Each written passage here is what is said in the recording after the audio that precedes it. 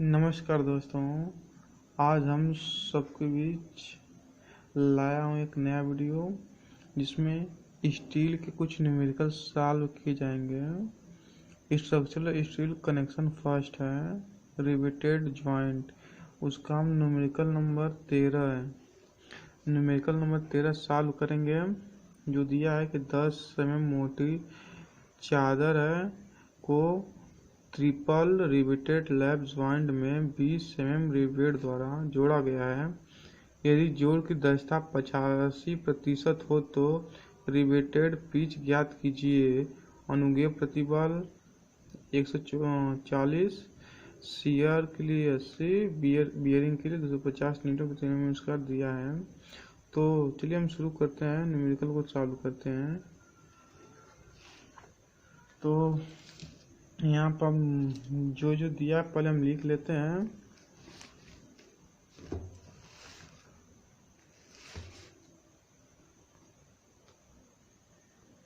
इसमें दिया गया है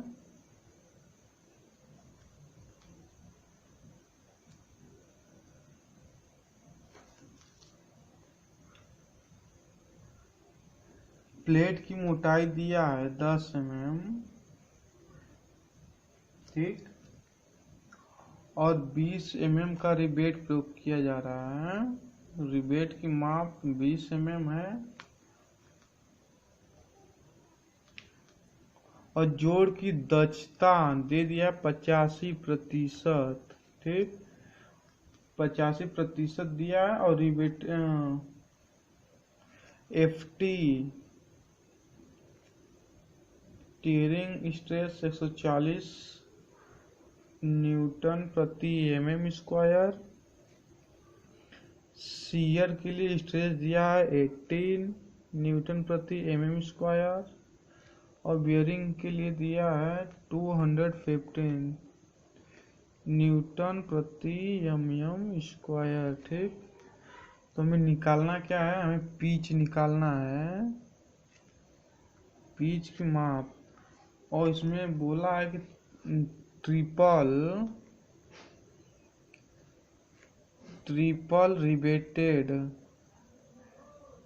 रिवेटेड लैप ज्वाइंट है,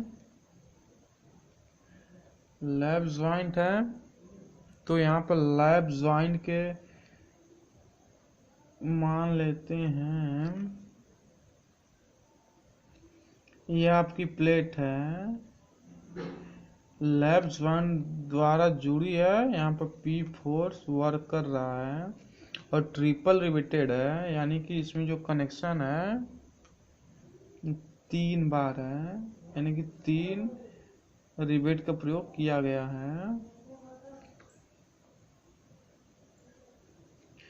3 रिवेट का प्रयोग किया गया है। तो इसके लिए हमें पिच ज्ञात करने की आवश्यक, पिच ज्ञात करना है।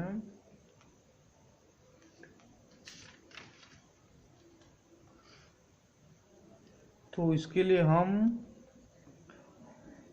स्ट्रेंथ ऑफ ज्वाइंट निकालेंगे। स्ट्रेंथ ऑफ ज्वाइंट, शियर के लिए फर्स्ट शियरिंग स्ट्रेंथ,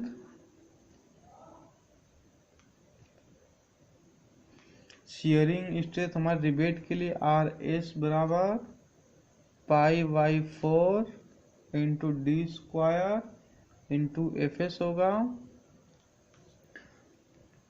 यहाँ पर 3 रिवेट है तो इसके लिए N कर देंगे, तो π/4 इंटू D का मान यहाँ पर हम निकाल लेते हैं। अगर फाई का मान 20 mm है तो D का मान यहाँ पर 20 + 1.5 इक्वल टू 21.5 mm होगा।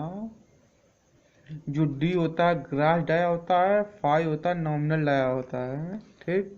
तो D का मान आ गया 21.5 का square into FS। Sharing stress 80 है और N का मान नंबर ऑफ रिवेट 3 है, तो 3 से मल्टीप्लाई कर लेंगे। तो इसको हम मल्टीप्लाई करेंगे तो आएगा 87,132 न्यूटन शियरिंग स्ट्रेंथ। अब यहीं पर हम रिवेट का बियरिंग स्ट्रेंथ ज्ञात कर लेते हैं। बियरिंग स्ट्रेंथ ऑफ रिवेट, ठीक। तो आर बी डिनोट करेंगे, आर बी बराबर D into T into F B into N होगा। तो यहाँ पर डी का मान 21.5 निकाल चुके हैं। टी हमारा थिकनेस ऑफ प्लेट 10 mm है। एफ बी न्यूमेरिकल में 250 दिया हुआ है into number of bolt, N क्या नंबर ऑफ बोल्ट 3 है। तो यहाँ पर आर बी का मान निकालेंगे, यानी कि बियरिंग स्ट्रेंथ रिवेट का जो निकालेंगे तो आएगा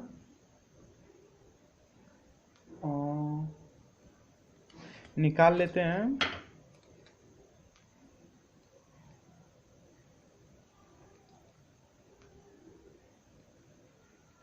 तो आपका आएगा 161,250 न्यूटन में आएगा, ठीक।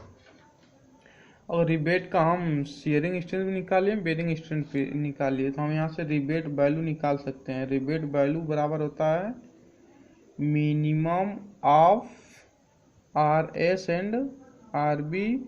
यहाँ पर रिबेट वैल्यू जो होगा 87,132 न्यूटन होगा, ठीक। तो हमें इफिशियंसी दिया हुआ, इफिशियंसी बराबर होता है जोड़ की दक्षता बराबर होता है जोड़ की सामर्थ्य,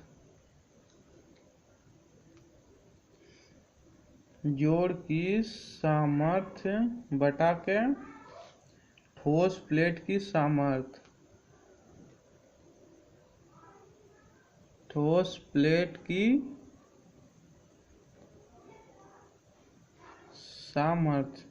जोड़ की जो सामर्थ्य आई है सिर्फ रिवेट वैल्यू के लिए वो 87,132 न्यूटन आई है।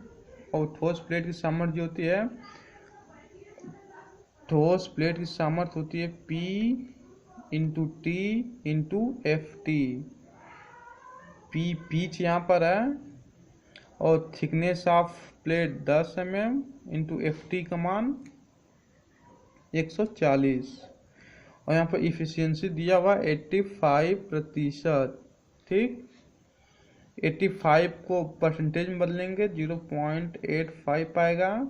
इस P को यहाँ ट्रांसफर कर देंगे तो P हो जाएगा एंड 87,132 अपान 1400, ठीक। तो इसे कैलकुलेट करेंगे तो P बराबर निकल कर आएगा 73.22 mm। तो इसे हम कह सकते हैं कि पिच जो हमारा आया है 74 mm आया है, ठीक। तो यहाँ पर न्यूमेरिकल जो 13 है, 30 का आंसर 74 mm यानी कि 74 mm दिया हुआ है। तो यहाँ पर न्यूमेरिकल हल होगा। 13वां 14वां सवाल सेम है, इसे आप लोग लगाइएगा। और जो भी डाउट होगा आप कमेंट पूछ सकते हैं। वीडियो को देखने के लिए आप सभी लोगों को बहुत बहुत धन्यवाद। आप इसका स्क्रीनशॉट ले सकते हैं।